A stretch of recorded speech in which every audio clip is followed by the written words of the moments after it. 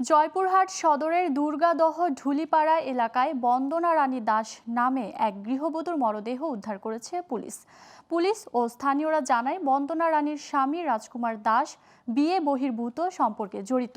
এ কারণে স্ত্রীকে বিভিন্ন সময় নির্যাতন করতেন তিনি। শনিবার রাতেও তাদের ঝগড়া হয়।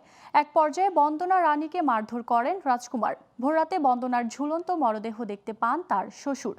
সজয়পুরহাট থানার উপপরিদর্শক আনোয়ার হোসেন জানান, মরদেহ উদ্ধার করে মর্গে পাঠানো হয়েছে। এ ঘটনায় আটক করা হয়েছে রাজকুমারকে। রাজকুমার দাস জয়পুরহাট সদরের দুর্গাদহ ঢুলিপাড়া গ্রামের বাবলু দাসের ছেলে। এই বিষয়টা আছে, এটা হত্যা না আত্মহত্যা এটা আমরা আপাতত দৃষ্টিতে এখন বলতে পারতেছি না। এটা পোস্টমর্টম করার পরে বলা যাবে যে আসলে কি হয়েছে, মানে হত্যা না আত্মহত্যা। আমরা এখন কার্যক্রম চালাচ্ছি।